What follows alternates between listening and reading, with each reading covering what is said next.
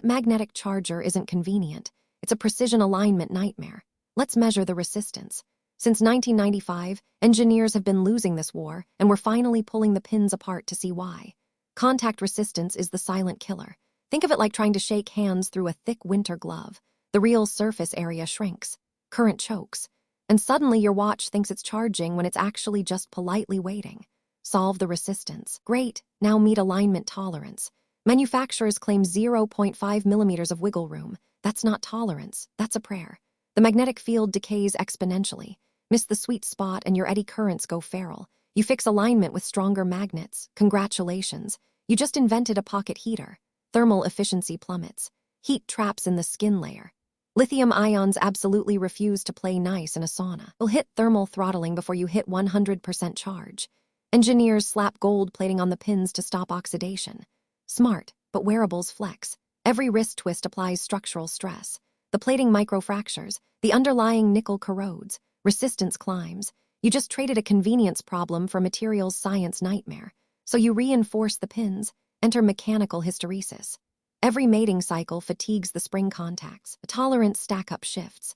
By the time you hit 2,000 charging cycles, your connector is basically a rusty hinge.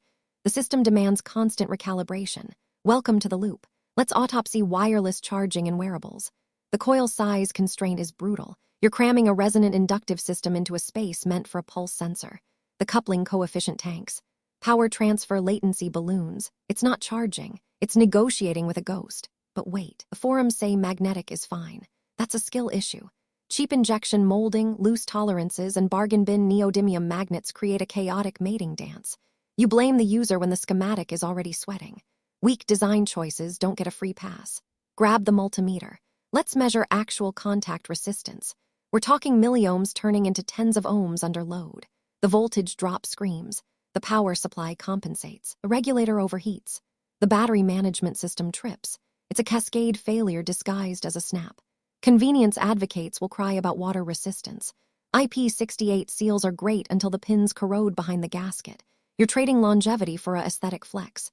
Prioritize the connector architecture or watch your device brick itself by 2026.